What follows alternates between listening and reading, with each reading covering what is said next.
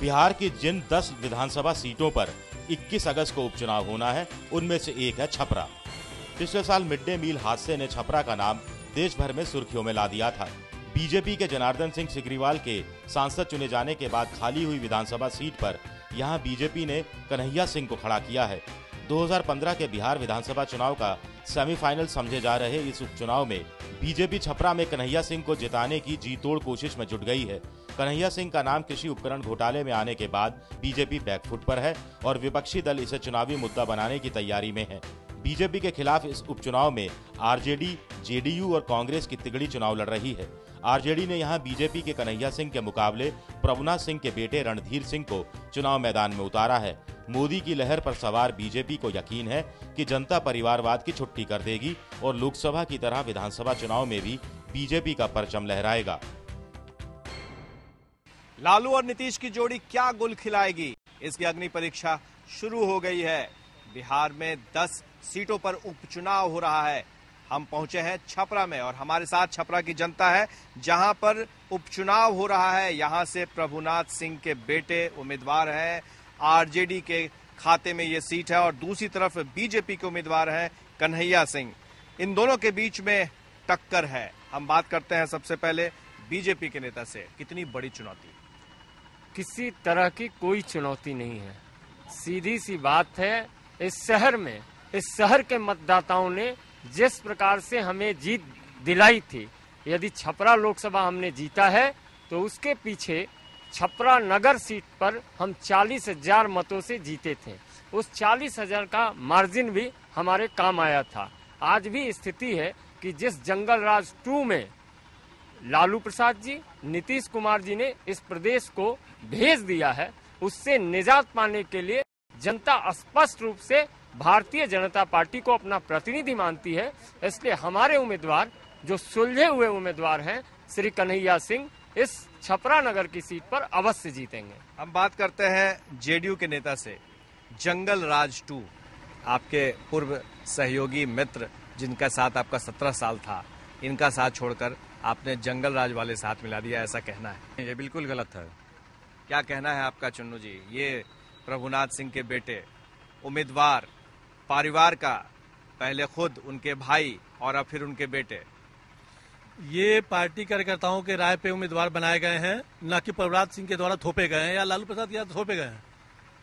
जब भी छपरा की जनता कार्यकर्ताओं के साथ जो बातचीत हुई, उसमें छन कर आया कि यहाँ से रणधीर को उम्मीदवार बनाया जाए और कार्यकर्ताओं के ध्यान में रखते हुए उम्मीदवार बनाया गया। ये एक अजीब बात है कि जब भी बात हो रही है, नीतीश लालू की बात हो रही है, हालांकि इस गठबंधन में कांग्रेस भी है, लेकिन दोनों नेताओं ने कांग्रेस का एक बार भी नाम नहीं लिया। चलिए हम ही पूछ लेते हैं, इन दोनों ने तो आपका नाम ही नहीं लिया। मैं समझता हूं कि कोई जानबूझ के उन्होंने ऐसा नहीं किया। बातचीत के क्रम में आपका जो प्रश्न था, उस संदर्भ में उन्होंने जो जवाब दिया, आप लालू और नीतीश जी से संबंधित प्रश्न पूछ रहे थे, इस कारण उन्होंने मेरा नाम नहीं लिया। कि लोकसभा का चुनाव जो था, निश्चित रूप से पूरी तरह से विधानसभा का उपचुनाव से डिफरेंट है। लोकसभा के चुनाव में जो झूठे हथकंडे अपनाए गए, भाजपा के द्वारा जो प्रचार किया गया, उस प्रचार के मायाजाल में फंसकर छपरा का ये परिणाम आया। लेकिन मैं आपको एक बात बता दे रहा हूँ, इस उपचुनाव में बिल्कुल डिफरेंट सिनेरियो है, एकदम निश्चित रूप से मायाजाल। क्या नरेंद्र मोदी के मायाजाल में जनता फंस गई थी?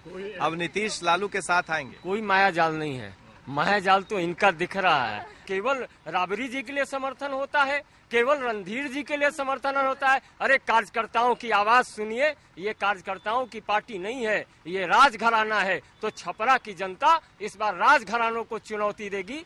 भारतीय जनता पार्टी ने अपने एक कार्यकर्ता को उम्मीदवार, उस कार्यकर्ता पर एक आरोप लगा है, उन पर एक FIR दर्ज हुआ है कि वो एक कृषि उपकरण खरीद फरोख्त में उनका नाम आया है। आपको लगता है कि ये गलत है? मैं याद दिलाना चाहूंगा 74 के उन नेताओं को, जो लोग आज यहाँ दमन चक्र चला रहे हैं।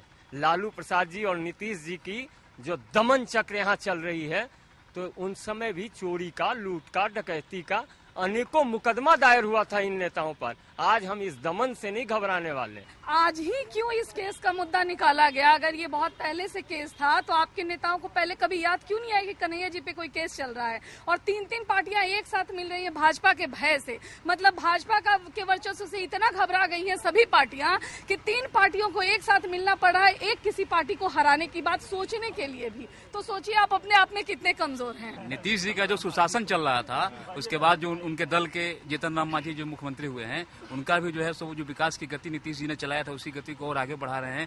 और यहाँ की जनता समझ चुकी है कि हमें क्या करना है। हम कह रहे कि ये जो महागठबंधन ये लोग किए हैं, ये विनाश के लिए किए हैं, विकास के लिए नहीं किए। विकास के लिए तो पहले गठबंधन नीतीश जी किए हुए थे, अब विनाश के लिए, चूंकि वही कहते थे कि लालू जी जो है मतलब जंगल राज रहे थे, आज देखिए मंगल राज की बात कर रहे हैं। आप बीजेपी से पहले थे, बीजेपी में थे और अब आप निर्दलीय उम्मीदवार हैं।